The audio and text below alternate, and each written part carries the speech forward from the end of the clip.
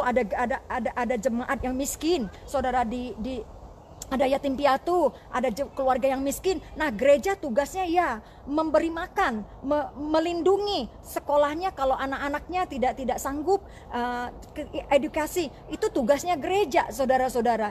Karena di Alkitab itu seperti itu. Makanya mereka di Alkitab mengatakan, para rasul itu, kami ingin fokus di dalam pelayanan firman Tuhan. Mereka pilih diakonia, diaken, saudara-saudara, untuk khusus memelihara para fakir janda, fakir miskin, yatim piatu. Ini kudu ada, ini harus ada di dalam pelayanan gereja, saudara. Kalau satu gereja belum melakukan yang namanya pelayanan terhadap fakir miskin, dengan pelayanan terhadap fakir janda, pelayanan terhadap yatim piatu, ini kita belum bisa disebut gereja menjadi terang.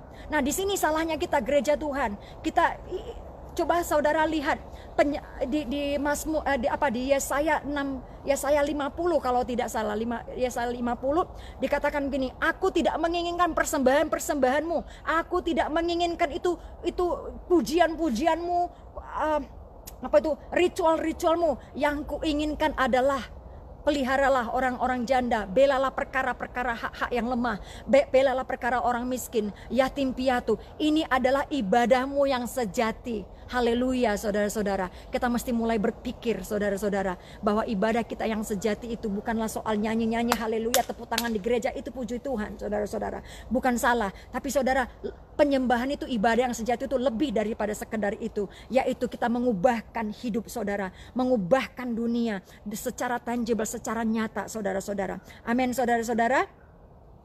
Nah, saudara-saudara, yang kelima yang kata Tuhan, saudara, katakan kepada umatku, yaitu belajar untuk saling memberi satu dengan yang lain.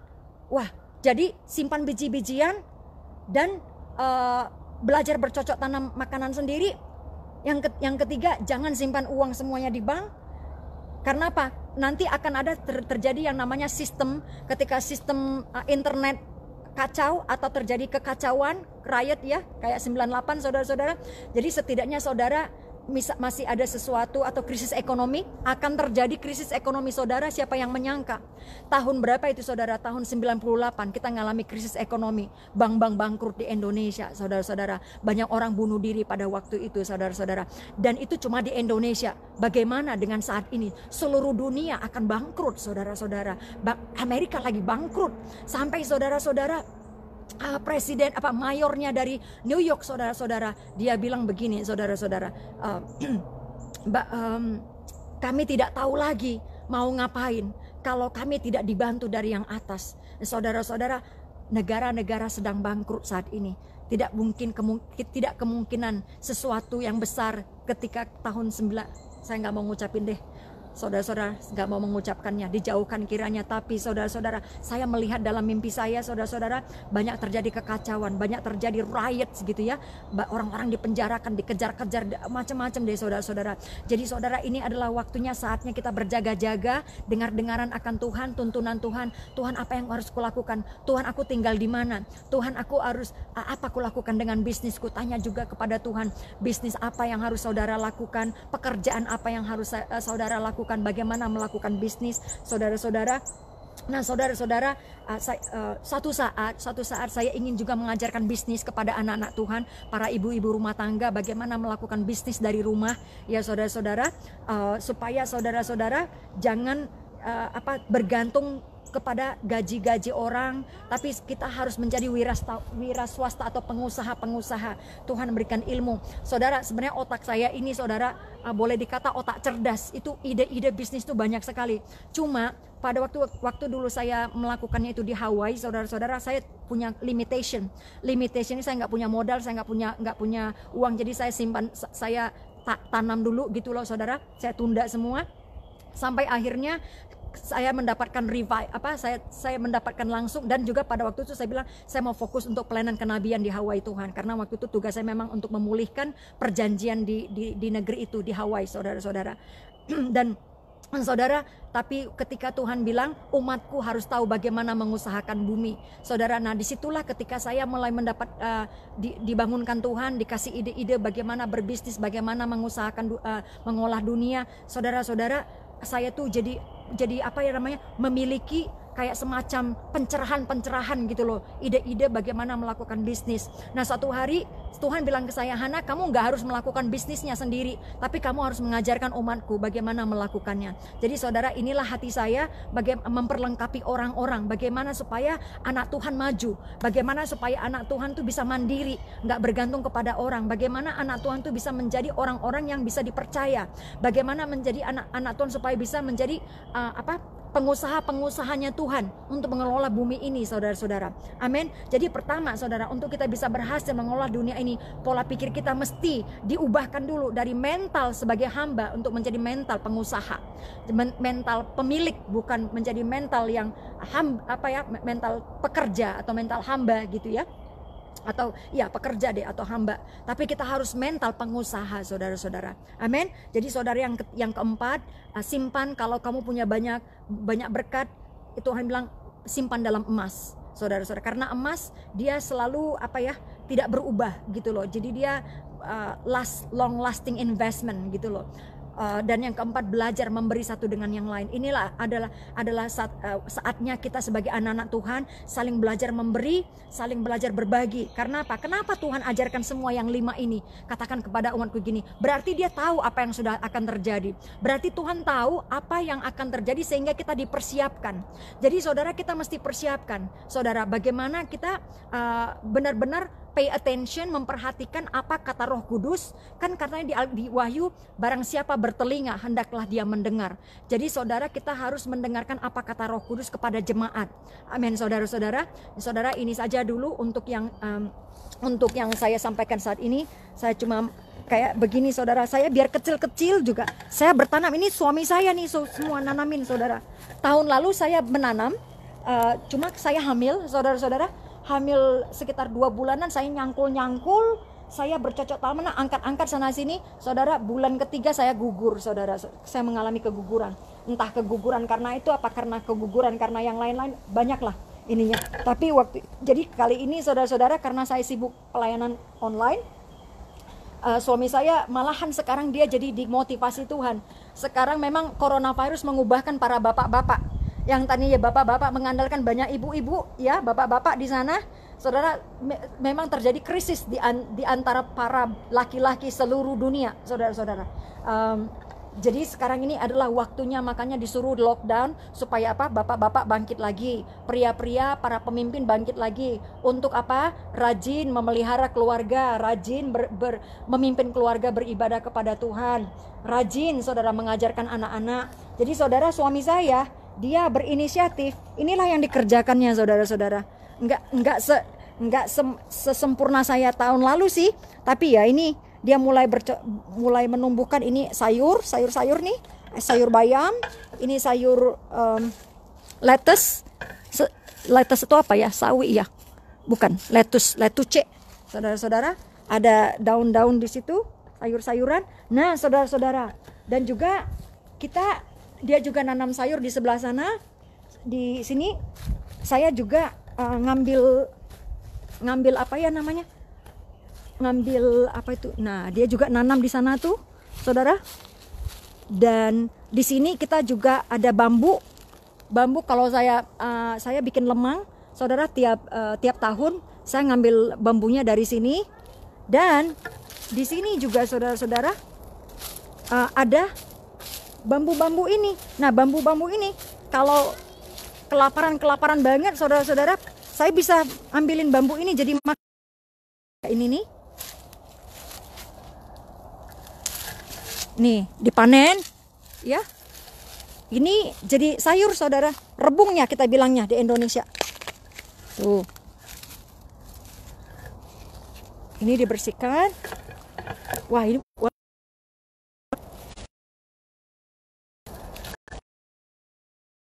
taruh dulu di sini. Ini kita harus pintar mencari apa bahan makanan apa yang bisa ada di sekitar kita. Nah, kalau saudara mau bikin bambu, bisa bikin bambu di rumah. Dan bambunya bisa dibikin jadi macam-macam ya. Jadi alat perabotan rumah tangga. Nah,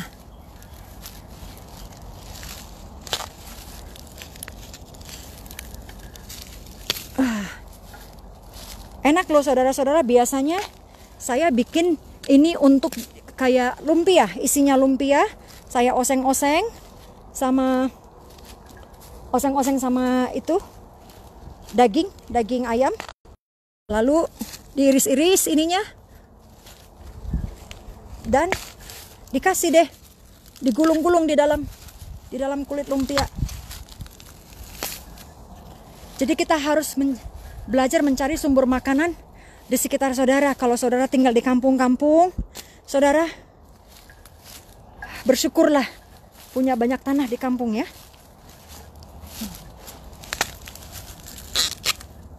Ini kalau nggak diangkat. Oke, saudara-saudara, maaf terlalu jauh dari rumah, jadi sambungannya tertutup. Oke, nah suami saya kemarin saudara, ini kan di rumah saya banyak rumputnya nih. Namanya ada rumput clover, rumput liar. Nah, itu bunga dandelion. Saudara tahu bunga dandelion? Nah, rumput-rumput ini ternyata saudara, suami saya dia bikin riset. Ternyata rumput ini bisa dimakan, saudara-saudara. Akibatnya, jadi kalau kita pengen bayam, kayak kemarin saya baru bikin, suami saya panen tuh dari situ, sengaja dibuat sama dia, dibiarin tinggi gitu. Kemarin saya sudah coba, dan ini percobaan ketiga kali kami makan rumput liar ini, dan ternyata nutrisinya bagus buat tubuh kita, karena bunga dandelion itu ada vitaminnya, saudara-saudara. Gratis lagi, saudara-saudara. Lebih enak lagi. Jadi saya masak kemarin, saya rebus, setelah dibersihkan direbus, lalu diperas airnya, lalu dikasih minyak wijen, lalu dikasih bawang putih bubuk atau bawang putih halus gitu, lalu dikasih gula sedikit, kasih kecap ikan, lalu biji sesawi, biji wijen gitu loh. Dan udah saudara, aduk-aduk, enak sekali. Itu makanan Korea, saudara-saudara. Jadi saudara-saudara, ini saja yang bisa saya sampaikan hari ini. Semoga saudara-saudara terinspirasi untuk mencari sumber-sumber daya yang bisa dipakai di sekitar rumah, dan juga untuk mulai belajar bercocok tanam, belajar menumbuhkan makanan sendiri, karena akan ada waktunya saudara-saudara, masa-masa kesusahan itu akan tiba, dan mungkin bukan pada masa kita, tapi mungkin pada zaman anak-anak kita. Jadi kita sebagai orang tua nggak boleh egois, nggak cuma memikirkan generasi kita mulai mengajarkan kepada anak-anak kita untuk melakukan hal yang sama. Karena apa? Mungkin kita mati, mungkin saja Tuhan udah panggil kita lebih dahulu gitu ya. Tapi anak-anak kita bagaimana? Kita nggak pernah ngajarin mereka. Nah, makanya kita harus mengajarkan anak-anak kita saat ini tentang antikris, pemerintahan antikris. Bagaimana mereka harus survive. Siapa tahu tuh saudara-saudara, tinggal mereka, kita udah nggak ada lagi siapa yang akan mengajarkan mereka. Kalau kita sudah mengajarkan mereka kenyataan-kenyataan yang akan terjadi, saudara, mereka sudah siap gitu loh, tentang penganiayaan, tentang sistem dunia, saudara-saudara.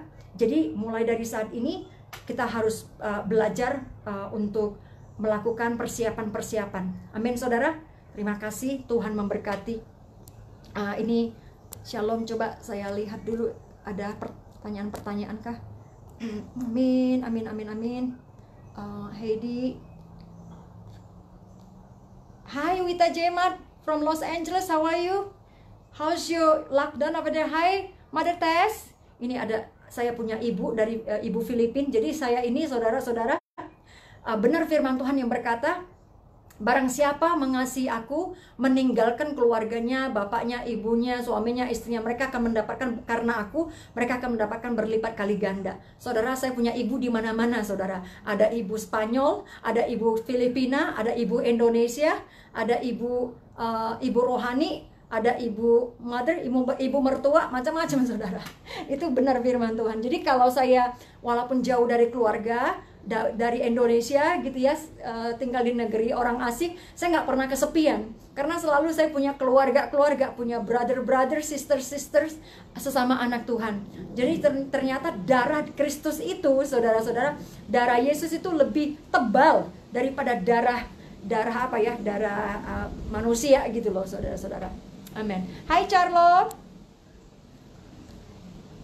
Diki, amin, haleluya, amin. Oke, saudara, pengumuman, saudara-saudara. Pengumuman bagi teman-teman yang mau yang sudah kasih friend request. Maaf sekali saya tidak bisa confirm karena punya saya itu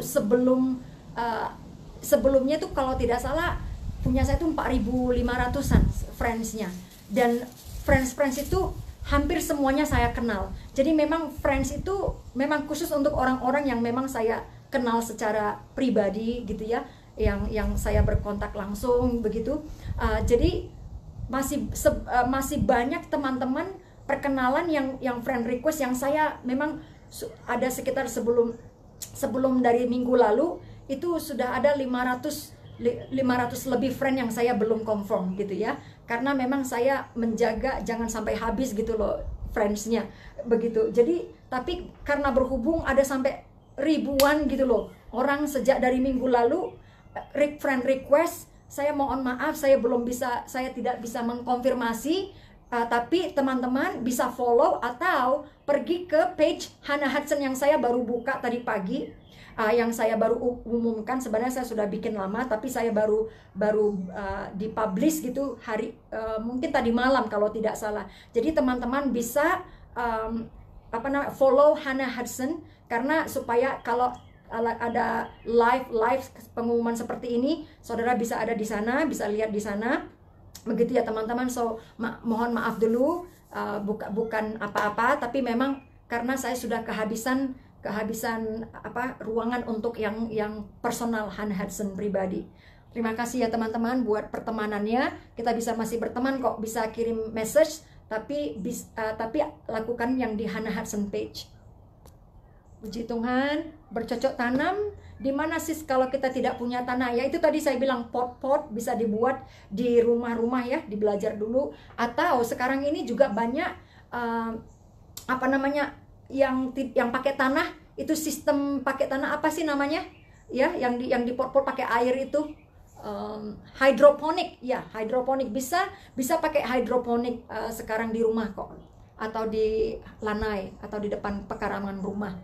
Hai Irma, how are you? Selvi Tando, Shalom Bu Hana, saya mau sampaikan nubuatan yang saya terima itu kira-kira Oktober 2018 bahwa gereja Tuhan akan mengalami goncangan yang maha dahsyat, dan satu hal yang gereja Tuhan bisa lakukan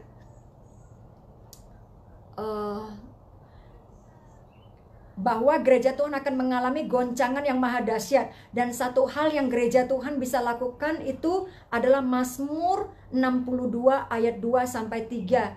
Jangan pernah saya bernubuat itu tahun 2015 bahwa kelaparan akan melanda seluruh negeri, tetapi orang yang berlindung dalam aku akan dipelihara. Amin. Saya terlalu percaya ini Ibu. Hari ini saya bisa bagikan Ibu Hana sebagai peneguhan. Terima kasih buat firman Tuhan yang Ibu Hana bagikan. Amin, amin. Saudara, benar. Itu bahwa anak Tuhan akan dipelihara. Pertama, bagaimana pemeliharaan Tuhan terhadap kita? Ya satu, tunduk toh. Tunduk, kata Tuhan kan belajar bertanam. Jangan kita nanti ngumpat-ngumpat sama Tuhan, jangan kita marah-marah. Ini Tuhan gimana katanya memelihara, katanya ini lah. Kalau sudah dikasih tahu suruh bercocok tanam tapi nggak melakukan, ya sama aja kan. Itu namanya bukan iman. Iman harus disertai dengan perbuatan. Seperti yang saya bilang, saya nggak tahu bagaimana bercocok tanam, tapi karena saya dengar apa kata Tuhan dan saya mau tunduk dan saya mau taat, dan karena saya orang beriman berjalan dalam perbuatannya, saudara-saudara. Jadi saya tunjukkan kepada Tuhan, oke Tuhan, saya percaya apa yang kau katakan, saya lakukan sekarang, tapi engkau harus menyertai saya. Jadi saudara-saudara, makanya saya bertanam-tanam sekarang, saudara-saudara. Jadi saya bilang, Tuhan kasih itu, saudara-saudara. Dan juga saat ini, saudara, bagaimana pemeliharaan Tuhan tersebut tiap-tiap hari loh, saudara-saudara. Jadi ini anak saya kan sekolah publik gitu ya, di sekolah publik tiap hari itu selama coronavirus terjadi kan dikirim ke rumah. Nah saudara, itu Tuhan kirimkan burung gagak, tapi burung gagaknya itu nggak pakai sayap saudara, tapi 4 roda. Saudara-saudara tahu kan maksud saya? Burung gagak beroda 4, yaitu bus gitu loh, bus sekolah. Tiap hari saudara-saudara mereka mengantarkan makanan, susu, jus, sayur-sayuran. Waduh saudara, kalau saya ngeliat sayur nih, saya kasih tunjuk nih ya, bagaimana itu kasih setia Tuhan. Jangan lihat meja saya berantakan ya teman-teman, anak-anak lagi pada belajar. Nah, tiap hari nih teman-teman, jadi saya mau kasih tahu suka duka tinggal di Amerika gitu ya. Saya ingin sekali coba ya di Indonesia bisa suatu saat menjadi seperti ini loh, demi rakyatnya gitu loh. Sebenarnya gereja Tuhan sih sebenarnya punya kemampuan untuk melakukan ini untuk anak-anak Tuhan. Apalagi gereja-gereja besar ya. Gereja-gereja besar itu sebenarnya uang-uangnya kalau dipelihara dengan benar, dikelola dengan benar, bisa menjadi berkat buat jemaat itu sendiri, saudara-saudara. Jadi saudara-saudara, jemaat-jemaat bisa tertolong. Nah ini saudara, tiap hari tuh dapat jus 2 untuk 1 anak nih. Terus dapat sayur, saudara-saudara, sayur gini. Nah saudara-saudara, kalau saya ngelihat sayur, coronavirus memang banyak lagi saudara makanannya. Ini kue gitu ya, sarapan, terus ada buah, ada jeruk. Makanya selama coronavirus saudara-saudara, saya ini ada dagingnya.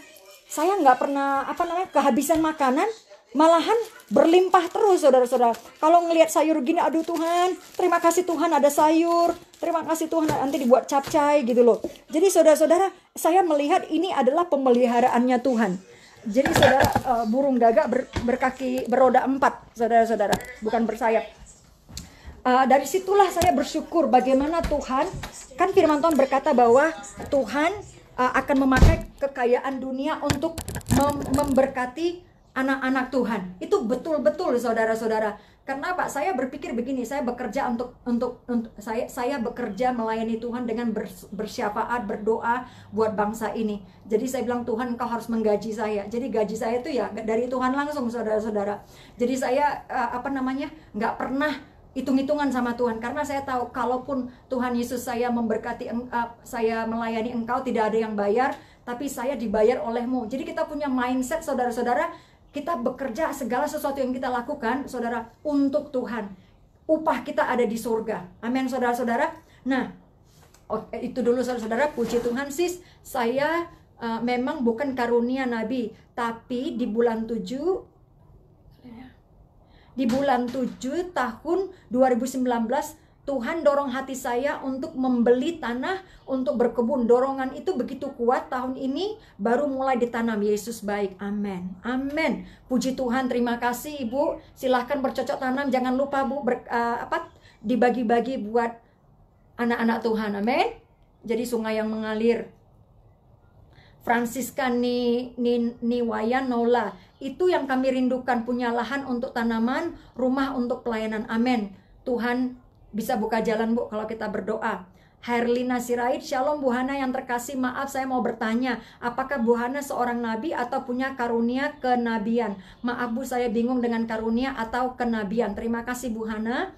Ya, Hana yang terkasih, Tuhan beserta. Oke, baik saudara-saudara. Sebenarnya ini sebenarnya topiknya di sekolah kenabian.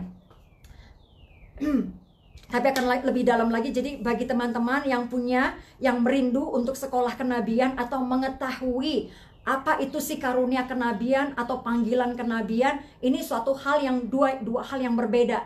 Panggilan kenabian itu adalah panggilan yang ada di dalam Efesus 4 ayat 11 yang mengatakan bahwa Tuhan sendiri yang memberikan, yang mengangkat rasul, nabi. Dia tidak bilang mengangkat orang-orang yang memiliki karunia nabi. Dikatakan mengangkat rasul dan nabi dan pengajar dan penginjil dan gembala untuk memperlengkapi umat kudus bagi pekerjaan Tuhan. Jadi saudara-saudara berbeda. Jadi nabi adalah merupakan panggilan Tuhan atas seseorang yang tugasnya itu menjadi penyambung bibir lidah Allah untuk menyampaikan pesan-pesan rahasia, pesan-pesan Tuhan rahasia di zaman saat itu. Jadi bersifat nubuatan itu bersifat spontanias. Dia bukan merupakan perkataan-perkataan letterlek dari Alkitab. Tapi ini adalah orang-orang yang diinspirasikan, yang diurapi Tuhan, yang diinspirasikan Tuhan untuk menyampaikan isi hati Tuhan bagi generasi yang saat itu ada. Misalnya atau kepada hamba Tuhan, atau kepada seseorang, atau kepada satu bangsa. Ya, ini adalah nabi, itu adalah panggilan mereka, tugas mereka itu menyampaikan firman Tuhan, isi hati Tuhan kepada seseorang, kepada gereja, atau kepada umat Tuhan, atau suatu kota, atau suatu pemerintahan, tentang apa yang akan terjadi, atau menyatakan kehendak Tuhan, saudara-saudara. Nah, karunia nabi itu adalah merupakan suatu the gift itu karunia Roh Kudus. Karunia kenabian itu apa sih? Mana ada sih karunia kenabian? Di mana ada karunia kenabian? Tidak ada di Alkitab dikatakan karunia kenabian. Yang ada karunia bernubuat. Saudara-saudara, kalau karuniamu bernubuat, dan Tuhan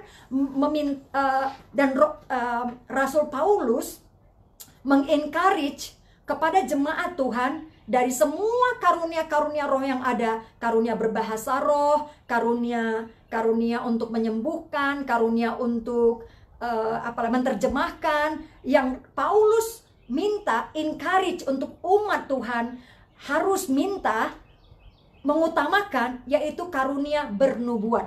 Kenapa karunia bernubuat? Bukan karunia roh. Kenapa enggak karunia Roh Kudus yang lebih diutamakan? Bahasa roh yang lebih diutamakan? Karena apa? Karena karunia berbahasa roh itu untuk membangun roh kita. Saudara perhatikan, kalau saya lagi berdoa gitu ya, kalau lagi saya berdoa kadang-kadang tuh tiba-tiba saya bahasa roh. Nah, itu bukan untuk saya bernubuat kepada saudara. Saya sedang ngecas karena bahasa roh itu berfungsi untuk membangun roh kita, pribadi kita, saudara-saudara. Jadi itu diutamakan adalah untuk itu. Makanya kalau saya bernubuat sama orang, atau kalau saya lagi berdoa, saya lagi connect dengan surga pada saat yang sama. Saya lagi ngecas, keluar ngecas. Jadi bagaimana saya caranya ngecas? Saya berbahasa roh, minta dibangun lagi sama Tuhan roh saya, supaya saya bisa mengalir terus, saudara-saudara. Nah, kadangkala ketika saya berbahasa roh, saudara-saudara, ada bahasa roh yang bisa diterjemahkan, atau nanti karena itu juga karunia menerjemahkan, itu juga karunia roh, saudara-saudara. Nah, karunia nabi itu apa? Karunia nabi itu bernubuat, itu salah satu karunia kenabian. Bermimpi itu salah satu karunia kenabian. Roh pengetahuan, karunia roh pengetahuan itu juga salah satu karunia kenabian. Karena mereka bisa menyingkapkan hal-hal yang misteri. Namanya mereka tuh bahasanya. Nabi itu pewahyuan. Karena apa? Mereka mewahyukan. Bukan kita memberikan pewahyuan yang baru dari Injil gitu ya, atau Injil yang baru. Bukan itu maksudnya. Karena apa, saudara-saudara? Artinya mewahyukan itu menerjemahkan firman Tuhan ke dalam bahasa generasi kita, ke dalam bahasa orang yang tersebut, yang bisa diterima oleh orang itu. Karena apa? Tuhan itu punya cara gaya bahasa sendiri dengan tiap-tiap generasi, saudara-saudara. Nggak semua bisa ngerti Yesaya 41. Nah, Yesaya 41 itu Tuhan kasih misalnya seperti awal-awal tahun gitu ya. Tuhan kasih Yesaya 41. Ketika saya baca Yesaya 41, saya langsung ngerti ini nubuat nih. Nubuat untuk keadaan Cina. Nah, karena saya udah biasa mengerti bahasa Tuhan buat saya, bahwa ini dia sedang memberikan nubuat, saya bisa langsung mengatakan ini nubuatan daripada Tuhan. Dan saya terjemahkan bahasa Alkitab dari Yesaya 41, itu dasarnya nubuatan saya gitu loh, untuk menyampaikan pesan Tuhan untuk generasi kita. Jadi segala nubuatan yang kita berikan itu memang harus dasarnya. Nggak boleh, saya tidak boleh asal-asal cabut Alkitab, atau asal ngomong, atau asal buat, kalau saudara tidak memiliki koneksi dengan Tuhan. Karena yang namanya nubuat tuh mesti diinspirasikan oleh Roh Kudus. Bukan kita seenak-enaknya asal bikin agenda atau asal bikin konsep gitu ya, tidak boleh. Itu harus betul-betul diinspirasikan oleh Tuhan. Tuhan pun berbicara lewat firman-Nya. Firman-Nya itu diberikan kepada kita. Maka lalu mata rohani kita dengan urapan kuasa Roh Kudus diberikan pengertian. Makanya kita berdoa di dalam firman Tuhan dikatakan, Tuhan kami berdoa, berikanlah kami release the spirit of wisdom.